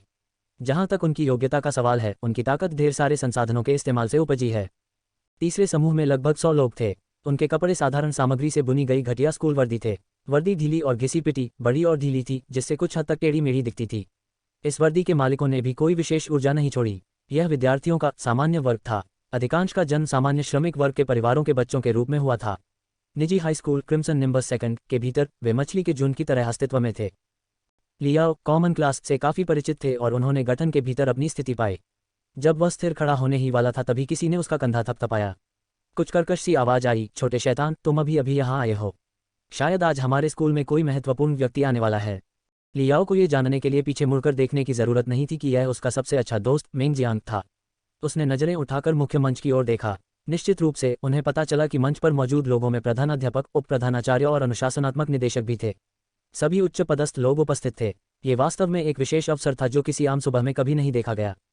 कौन सा महत्वपूर्ण व्यक्ति इतना जबरदस्त हो सकता है? यहाँ तक कि बाल्डी झाओ भी व्यक्तिगत रूप से उनका स्वागत करने के लिए उपस्थित हुए हैं। सटीक होने के लिए बाल्डी झाओ क्रिम्सन निम्बस सेकंड के हेडमास्टर झाओ शुरे थे। वह क्रिम्सन निम्बस गिल्ड के बहुत गंभीर सदस्य थे। उनका शोधन चरण एक उच्च स्तरीय कृषक का था। हालांकि अफवाहों में दावा किया गया कि जब वह छोटा था तो उत्तर पश्चिम में फीएन बीस्ट वेस्टलैंड में खेती करते समय उसे आंतरिक चोट लगी थी। साल भर वह बंद दरवाजों के पीछे प्रशिक्षण लेते थे। स्कूल के मामलों की निगरानी के लिए शायद ही कभी व्यक्तिगत रूप से बाहर आते थे। ये पेंग है यार, ये फीएन ब्लेड पेंग है। मेंग जियांग का उत्साह चरम पर था। उसकी आवाज एकदम कांप रही थी। इस एक नाम के कारण ही लियाओ के दिल की धड़कन एक झटके में तेज हो गई थी। फींग ब्लेड पेंग हाई कई 100 वर्षों में क्रिम्सन निम्बस सेकंड की सबसे बड़ी पूर्व छात्र किंवदंती थी। उनका जन्म झुग्गियों में हुआ था। बचपन से ही उनमें खेती के प्रति अद्भुत प्रतिभा का प्रदर्शन था। जब वह 11 वर्ष के थे तो उन्हें विशेष रूप से क्रिम्सन निम्बस सेकंड द्वारा भर्ती किया गया था। 12 बजे तक उनका स्पिरिट एक्चुअलाइजेशन कोशिएंट 100% तक पहुंच गया और वह साधना की राह पर कदम रखते हुए उच्चतम गुणवत्ता की आध्यात्मिक जड़ के प्रति जागृत हो गए। 13 साल की उम्र में उन्हें 9 elite universities grand desolate war institution में स्वीकार कर लिया गया। 15 वर्ष की आयु में स्नातक होने तक वह पहले ही रिफाइनमेंट चरण की 10वीं रैंक में कदम रख चुके थे और फेडरेशन की आशा का सितारा बन गए थे। ग्रैंड डिसोलेट वॉर इंस्टीट्यूशन में अपने समय के बाद उन्होंने एक दर्जन से अधिक कल्टीवेटर संप्रदायों से उच्च वेतन प्रस्तावों को अस्वीकार कर दिया और दृढ़ता से संघीय सेना में शामिल होने का फैसला किया। फींग बीस्ट बंजर भूमि में उन्होंने महासंघ के युवाओं और रक्त की रक्षा के लिए लाखों राक्षसी जानवरों के खिलाफ लड़ाई लड़ी, लाशों का पहाड़ और राक्षसी जानवरों के खून का एक समुद्र बनाया और भयंकर और प्रभावशाली नाम फींग ब्लेड एकत्र किया। आखिरकार 22 साल की उम्र में वह फाउंडेशन स्टेज तक पहुंचने वाले फेडरेशन के सबसे कम उम्र के कल्टीवेटर बन गए। सेना से सेवानिवृत्त होने के बाद पेंग हाई अपने गृहनगर लौट आए। एक शर्त के रूप में एक खगोलीय साइन अप बोनस के साथ वह क्रिम्सन निम्बस गिल्ड में शामिल हो गए। 3 साल की छोटी सी अवधि में वह पहले से ही क्रिम्सन निम्बस गिल्ड के नए क्रिम्सन निम्बस ट्रांसपोर्टर ग्रुप विभाग का व्यवसाय प्रबंधक बन गया था, जो उन खतरनाक क्षेत्रों में नए परिवहन मार्ग बनाने के लिए जिम्मेदार था जहां राक्षसी जानवर बड़े पैमाने पर घूमते थे। उनके बकाया वेतन के अलावा ऐसा कहा जाता है कि उनके पास क्रिम्सन निम्बस ट्रांसपोर्टर ग्रुप में शेयरों का एक बड़ा हिस्सा भी था, जो सालाना लाभांश से सोने और चांदी के ढेर प्राप्त करते थे। क्या तुमने अफवाह सुनी? पेंग हाई सिल्वर वाइट बीच की सीमा पर था। उन्होंने समुद्र तटीय एक अनोखा विला खरीदा। इसकी कीमत 70 से 80 करोड़ बताई जाती है। टैब्लॉइड पत्रकारों का कहना है कि वह अक्सर दर्जनों महिलाओं को खुली पार्टियों के लिए अपने विला में वापस लाते हैं। बोलते समय मेंग जियांग की लार टपकने लगी। वह अपने ईर्ष्यालु और द्वेषपूर्ण विचारों को छुपाने में असमर्थ हो गया। झुग्गी झोपड़ियों में रहने वाला एक गरीब बच्चा होने से लेकर एक बड़े गुट का उच्च स्तरीय प्रबंधक बनने तक, 100 मिलियन से अधिक की कुल संपत्ति, विदेशी कारें और सुंदरियां और समुद्र के किनारे एक हवेली, ये बस सभी स्लम बच्चों का सपना था। लियाओ और मेंग जियांग भी कोई अपवाद नहीं थे। वे सभी अगली पेंग हाई बनने के लिए प्यासे थे। वो यहाँ है। N0V3LN इस अध्याय को प्रस्तुत करने वाला पहला मंच था। लियाओ की कलाई घड़ी हल्के से कंपन कर रही थी, जो ये संकेत दे रही थी कि हवा के माध्यम से कुछ तेज गति से आ रहा था। उसने अपनी आंखें उठाकर पूर्वी क्षितिज की ओर देखा। बिजली की एक काली धारा बह निकली। उसकी गति अत्यंत तीव्र थी। 1 सेकंड पहले ये क्षितिज पर था। एक ही ब्लिंक कौशल के साथ ये पहले से ही मैदान के ऊपर आकाश में चुपचाप तैर रहा था। यह एक काला उड़ने वाला शटल था। इस उड़ने वाले शटल का शरीर पानी की फैली हुई बूंद की तरह चिकना और संकीर्ण था। इसकी लंबाई आम उड़ने वाले शटल से लगभग 2 गुनी थी। इसका बाहरी हिस्सा बिल्कुल साफ था और कोई भी सीम या रिवेट्स नहीं देखा जा सकता था। यह उच्चतम गुणवत्ता का था। बाहर से यह बताना कठिन था कि यह उड़ने वाला शटल किस प्रकार के आक्रामक जादुई उपकरणों से सुसज्जित था। हालांकि इसकी काली चमक के नीचे वास्तव में एक खतरनाक हवा छिपी हुई थी, जिसके कारण लोगों की धड़कनें रुक गई थीं। यह एक हत्या का इरादा था जो अंतरिक्ष की सीमाओं तक सीमित होने को अस्वीकार करता प्रतीत होता था और हजारों हाई स्कूल के छात्रों को एक साथ दबा हुआ महसूस कराता था। ये बैटल शटल मिस्टिक बर्ड है, महासंघ का सबसे उन्नत सैन्य शटल। इसकी युद्ध शक्ति एक शिखर फाउंडेशन स्टेज कल्टीवेटर से भी अधिक हो सकती है। बैटल शटल मिस्टिक बर्ड का संचालन करते समय यहां तक कि फींग बीस्ट वेस्टलैंड को भी बिना किसी रोक टोक के पार किया जा सकता है। लियाओ ने अपने दिल के भीतर से बेतहाशा पुकारा।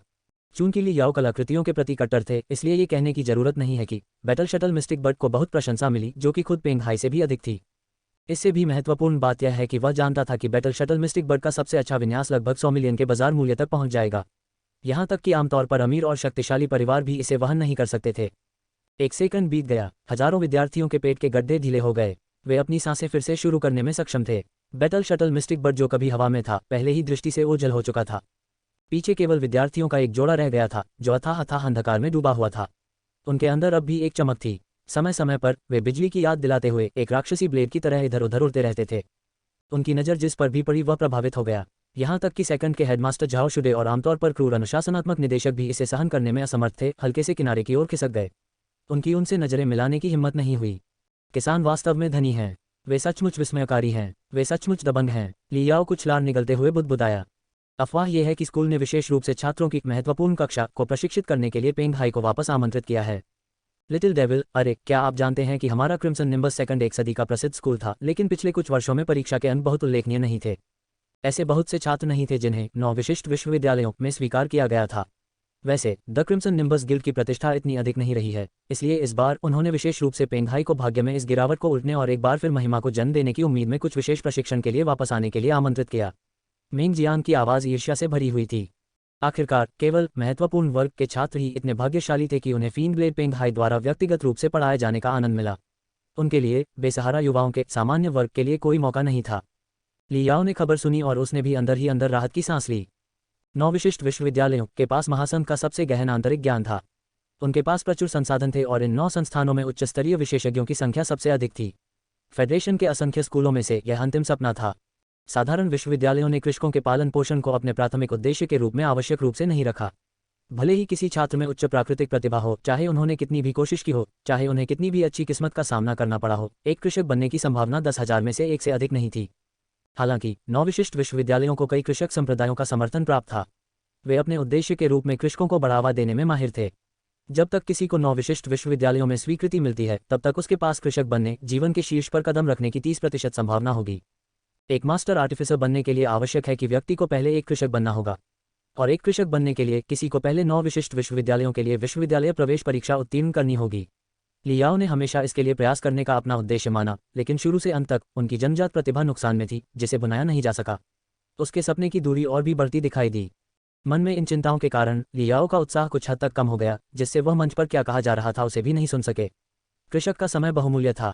फीनग्लेड पेंग हाई ने बहुत देर तक बात नहीं की और हेडमास्टर झाओ शुडे ने जल्द ही सुबह की सभा की समाप्ति की घोषणा की। पेंग हाई को अहंकारी स्वर्ग के चुने हुए महत्वपूर्ण वर्ग के युवाओं ने साथ लिया और छोड़ दिया, और इसलिए आरोही और सामान्य वर्ग के छात्रों का उत्साह भी बिखरा हुआ था, क्योंकि वे 2 और 3 की संख्या में स्कूल भवन की ओर चल रहे थे। और इसके साथ ही आज की पढ़ाई आधिकारिक तौर पर शुरू हो गई है। रिपोर्ट, अध्याय, टिप्पणियां। संपर्क करें, टॉस साइट मैप दान करें। मेनू दिखाओ। उपन्यास बिन। उपन्यास खेती के 40 सहस्राब्दी। अध्याय 5, परीक्षा सिमुलेशन। गुणप्रिय पाठकों, कृपया प्रीमियम सामग्री पढ़ने के लिए यहाँ नोवेल बिन ऐप डाउनलोड करें। URL। खेती की 40 सहस्राब्दियाँ। C5, परीक्षा सिमुलेशन। प्लेवलूम रात के 12 बजे, रात के 12:44 ट्रूविट फुल स्क्रीन। अध्याय 5, परीक्षा सिमुलेशन। अनुवादक ऐश स्ट्रिवोन। संपादक जेफरी _लांसेंट। चूंकि छात्र इस समय कॉलेज प्रवेश परीक्षाओं के लिए तैयारी कर रहे थे, जो भी पाठ्यक्रम लिया जाना चाहिए था वह बहुत पहले ही पूरा हो चुका था। ये अंतिम 100 दिन मुख्य रूप से कमियों को भरने और सभी प्रकार के परीक्षण लेने के लिए थे। प्रत्येक सप्ताह की एक निश्चित सुबह में एक बहुत ही महत्वपूर्ण परीक्षा अनुकरण होता था। अधीर शिक्षकों के आग्रह पर लियाओ ने एक गहरी सांस ली और अपने छात्र संख्या के साथ टैग किए गए परीक्षा कक्ष में कदम रखा। चैम्बर का दरवाज़ा बंद हो गया और पूरी दुनिया में सन्नाटा छा गया। भले ही मुझे पेंग हाई से व्यक्तिगत सुझाव नहीं मिले, फिर भी मुझे 9 एलीट यूनिवर्सिटीज़ में परीक्षण करने की ज़रूरत है। अगर मैं अपना सब कुछ दे दूं तो मुझे किस बात का डर है। लियाओ ने दृढ़तापूर्वक अपनी मुट्ठी भींच ली। Beep beep beep. परीक्षा कक्ष के अंदरूनी हिस्से पर एक होलोग्राम दिखाई दिया, जिस पर एक नंबर अंकित था। इस वक्त उल्टी गिनती चल रही थी। 0 पर पहुंचते ही प्राचीन कुएं की भांति एक भावशून्य आवाज निकली, परीक्षा शुरू हो गई है। अपने आप को तैयार करो छात्र। जवाब में परीक्षा कक्ष के आंतरिक चेहरे पर उकेरे गए हजारों हजारों रहस्यमय ग्लिफ एक साथ भड़क उठे। लियाओ ने केवल अपनी आंखों के सामने तारों के मुड़ने और उड़ने के दृश्य को देखा, जो पहले से ही लाल भूरे बंजर भूमि के बीच में दिखाई दे रहा था। जमीन तप रही थी और उसके पैरों में चुभन जैसी अनुभूति हो रही थी। हवा लगभग जमने की हद तक मोटी थी। ये किसी के शरीर पर गीला तौलिया लपेटने जैसा था, जिसे हिलाया नहीं जा सकता था। कभी कभी हवा का एक गर्म झोंका आता, जो अपने साथ कुचले हुए खून की तेज गंध लेकर आता। सभी दिशाओं से हल्की हल्की भूतिया चीखें और भेड़ियों की चीखें आने लगीं। ये 5 इंद्रियों के लिए ज्वलंत था, जैसे कि कोई वास्तव में इस दुनिया में खड़ा था, द्वेषपूर्ण आत्माओं के इस हत्यारे क्षेत्र में रखा गया था। फिर भी लियाओ को पता था कि यह परीक्षा कक्ष द्वारा रूपांतरित की गई महान मायावी भूमि थी। समय का महत्व था। उसने खुद को संभाला और आकाश में एक पारभासी तीर के प्रतीक के निर्देशों का पालन करते हुए आगे बढ़ गया। 50 किलोमीटर लंबी दूरी की क्रॉस कंट्री दौड़। ये फेडरेशन के बुनियादी पाठ्यक्रमों में से एक था, जिसे अभिजात वर्ग के लोगों को बाकी युवाओं से अलग करने के उद्देश्य से डिजाइन किया गया था, इस उम्मीद में कि वे एक दिन कृषक बनेंगे। रास्ता खतरों से भरा था और जालों से भरा हुआ था। निश्चित रूप से जब लियाओ मिट्टी के हल्के से उभरे हुए टीले से गुजरे तो मिट्टी का टीला फट गया, जिससे अनगिनत चट्टान के टुकड़े बाहर निकल गए। चट्टान के टुकड़ों के बीच में गंदे पीले रेत के भेड़ियों का एक जोड़ा था। डेमन फीन बीस्ट की यह प्रजाति एक मामले में सामान्य जंगली भेड़ियों से बड़ी थी। उनकी रीढ़ें ऊंची उभरी हुई थीं और शीर्ष पर एक असामान्य आकृति, एक छोटा सिर उगाया था। ये निम्न श्रेणी के दानव जानवर सैंडवुल्फ का एक उत्परिवर्तित रूप था। रेत के टीलों के भीतर छलावरण का लाभ होने के अलावा उनके पास उच्च स्तर की बुद्धिमत्ता भी थी। हाईस्कूल के एक छात्र के लिए यह बेहद परेशानी भरा प्रतिद्वंद्वी था, लेकिन ली याओ के लिए, जो 18 वर्षों तक जादुई उपकरण कलाकृति कब्रिस्तान में गेद के रूप में जीवित रहे थे, अपने परिवेश के हर इंच का निरीक्षण करना पहले से ही सहज हो गया था। दो रेत भेड़ियों का छलावरण थोड़ा ढीला था और उसने उन्हें पहले ही देख लिया था। गंभीर भालू रुख। इस अध्याय का उद्घाटन अपलोड एंड 0 BJN के माध्यम से हुआ। बिना किसी हिचकिचाहट के दो रेत भेड़िए हवा में उछल पड़े। लियाओ के दो पैर खुल गए, उसका शरीर एक गेंद की तरह मुड़ गया और उसके कंधे नीचे झुक गए। उसकी शक्ल एक उन्मत्त भयानक भालू की तरह थी जब वह भयंकर रूप से हमला कर रहा था। उन्होंने जो समय चुना वह त्रुटिहीन था। ये तब था जब भेड़ियों की जोड़ी की उड़ान अपने शीर्ष पर पहुंच गई थी। भेड़ियों की शक्ति खत्म हो चुकी थी और उनके पास ताकत उधार लेने के लिए कोई जगह नहीं थी, और इसके अलावा वे दिशा बदलने में भी असमर्थ थे। लियाओ ने उन पर सीधा प्रहार किया। स्नैप। सैंडवोल्व्स की जोड़ी बेहद चालाक थी, लेकिन उनके शरीर नाजुक थे, जो मुख्य रूप से बिना सोचे समझे दुश्मनों पर घात लगाकर हमला करने के लिए बनाए गए थे, न कि किसी प्रतिद्वंद्वी से आमने सामने लड़ने के लिए। एक ही आदान प्रदान में लियाओ के डायबियर स्टांस ने उनकी रीढ़ तोड़ दी। वे वापस अपने रेत के गड्ढे की ओर उछल पड़े। लियाओ ने व्यंग्य किया और आगे की ओर सरक गया। उसने अपने पंजों को ब्लेड की धार की तरह फैलाया और सैंडवोल्व्स की पीठ पर मौजूद छोटे सिरों को मजबूती से पकड़ लिया। स्टील हॉक का पंजा। भेड़िए के सिर एक झटके में बिखर गए। सैंडवोल्व्स के जोड़े ने खून जमा देने वाली चीख निकाली और मर गए। शून्य से एक मधुर ध्वनि डिंग डिंग निकली। ये परीक्षा कक्ष था जो लियाओ की हत्याओं के स्कोर की गणना कर रहा था। लियाओ को अपने दिल में खुशी महसूस हुई। उत्तराधिकार में उन्होंने जिन कौशलों का उपयोग किया, उनका सेट मूल मार्शल आर्ट लेस देन युद्ध जानवरों की 13 सेनाएं ग्रेटर देन से उत्पन्न हुआ। कम से कम उसे अपने लिए 10 अंक प्राप्त होंगे। उसने अधीरता से जल्दबाजी नहीं की, बल्कि दो रेत भेड़ियों की लाशों को रेत के गड्ढे से बाहर खींच लिया। उसकी परिधि में उसे एक चट्टान मिली जो काफी नुकीली थी, और उससे उसने राक्षसी जानवरों का पेट काट दिया। कुछ ही समय बाद 4 पसलियों को 4 हड्डी के ब्लेडों में मिलाया गया और कठिनाई से भेड़िए की खाल को एक पानी की बोरी में सिल दिया गया, जिसे बाद में भेड़िए के खून से भर दिया गया। भेड़िए के खून की एक बोरी इस जलती हुई बंजर भूमि में किसी की जान बचा सकती है। पुनर्गठित करने, आराम करने, रणनीति बनाने और खुद को पूरी तरह से हथियारों से लैस करने के बाद लियाओ ने आगे बढ़ना जारी रखा। 1 घंटे बाद भी वह पहले से ही एक काले संकट का सामना कर चुका था, जिसमें 4 निम्न श्रेणी के दानव राक्षसों को मार डाला गया था। हालांकि परीक्षा अभी शुरू ही हुई थी, फिर भी यह वार्म अप से ज्यादा कुछ नहीं था। निम्नलिखित चरण ऐसे थे जिनके कारण फेडरेशन के प्रत्येक परीक्षार्थी को इतना दर्द झेलना पड़ा कि वे चाहेंगे कि काश वे मर जाते। आकाश के मध्य में हरेग्लिफ अक्षर मूसलाधार तूफान की तरह बरस रहे थे, जो एक प्रश्नोत्तरी का रूप ले रहे थे। जियोमिंग शोधन चरण के कृषक हैं। उनके शरीर में 52,500 क्रिस्टल मूल्य का आध्यात्मिक ऊर्जा तत्व बना था। एक बार जब वह खेती कर रहा था तो वह गलती से एक अजीब हृदय भक्षण करने वाले कीड़े की चपेट में आ गया। हर सेकंड आध्यात्मिक ऊर्जा सार के 48 क्रिस्टल निगल लिए गए। जियोमिंग के मालिक को 1 मिनट 13 सेकंड बाद उसकी स्थिति का पता चला। उसे बचाने के लिए उसने प्रति सेकंड आध्यात्मिक आत्मा ऊर्जा के 55 क्रिस्टल उसके शरीर में प्रवाहित किए। इसके अलावा 2 मिनट के बाद उन्होंने अपनी दर को प्रति सेकंड आध्यात्मिक आत्मा ऊर्जा के 59 क्रिस्टल तक बढ़ा दिया। सवाल 1. जियोमिंग को अपने आध्यात्मिक ऊर्जा सार को उसके मूल स्तर पर बहाल करने के लिए कितना समय चाहिए? 2. कृपया और डिवोरिंग बग को परिष्कृत करने की विधि को संक्षेप में बताएं। दिल को निगलने वाले कीड़े से पीड़ित होने के बाद लक्षणों के इलाज के लिए कदम भी बताएं। 3. कृपया बताएं कि कौन सा संप्रदाय गिल्ड सबसे पहले और डिवोरिंग बग को परिष्कृत करने में सफल हुआ। इस संप्रदाय संघ के कम से कम 5 प्रमुख नेताओं की सूची बनाएं। इसके अलावा इस संप्रदाय के विनाश के मूल कारण को रेखांकित करें। लियाओ ने उसके गालों पर हल्के से थप्पड़ मारा। उन्होंने कभी नहीं सोचा था कि गणित, इतिहास और चिकित्सा को मिलाकर इतना परेशानी भरा व्यापक प्रश्न सामने आएगा। वारजोन मेडिक अध्ययन और अन्य कई विषयों के ज्ञान की आवश्यकता थी। ये परीक्षा सिमुलेशन पूर्ण सिमुलेशन कहलाने योग्य था। ध्यान केंद्रित किया और हवा को परेशान किए बिना उसने गहराई से और ध्यान से विचार किया। उनके मस्तिष्क में शांत समय से अर्जित अनगिनत ज्ञान प्रकट हुआ। लियाओ ने अपना ध्यान केंद्रित किया और बिजली की गति से प्रतिक्रिया दी। वह एक के बाद एक सवाल पर काबू पाते गए। जैसे ही वह टेलीपैथिक रूप से बात कर रहा था, तेज गति से हरे रंग की समस्या के नीचे एक हल्का नीला उत्तर दिखाई दिया। उत्तर पूरा हो गया। अगले प्रश्न पर। स्पिरिट माउंटेन गिल्ड के सही रास्ते पर चलने वाला एक कृषक अपना पैर एक उड़ती हुई तलवार पर रखता है। वह 247 मीटर प्रति सेकंड की गति से पूर्व से खड़ की ओर उड़ता है। और ब्लड मड स्ट्रॉन्गहोल्ड के भ्रष्ट रास्ते पर एक और कृषक काले बादल पर अपना पैर रखता है। वह पश्चिम से विपरीत दिशा में 239 मीटर प्रति सेकंड की गति से उड़ता है। फिलहाल दोनों लोगों के बीच 122.5 किलोमीटर की दूरी है। सवाल यह है कि उन्हें मिलने में कितना समय लगेगा।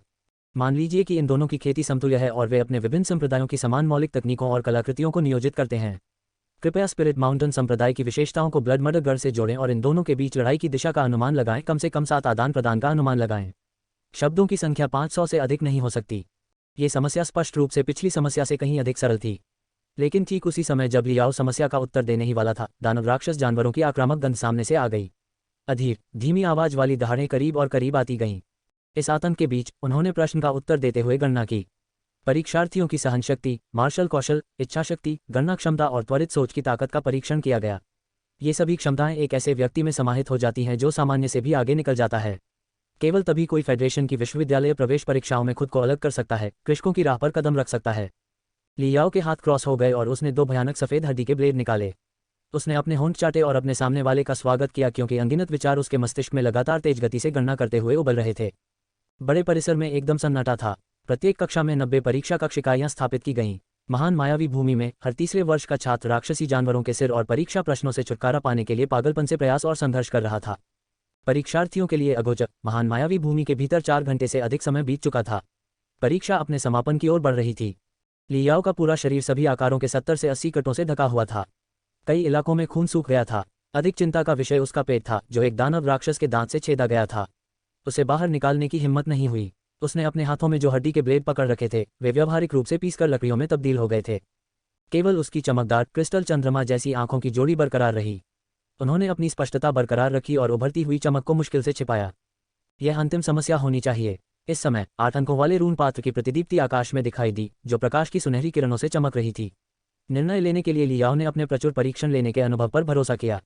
ये 100 अंकों की अंतिम बड़ी समस्या थी। सारांश प्रश्न। जैसा कि अपेक्षित था, प्रश्न लंबा नहीं था, लेकिन प्रत्येक शब्द सर्वोच्च था। कृपया द ग्रेट डार्क एज का सारांश प्रस्तुत करें। रिपोर्ट अध्याय टिप्पणियां। संपर्क करें टॉस साइट मैप दान करें।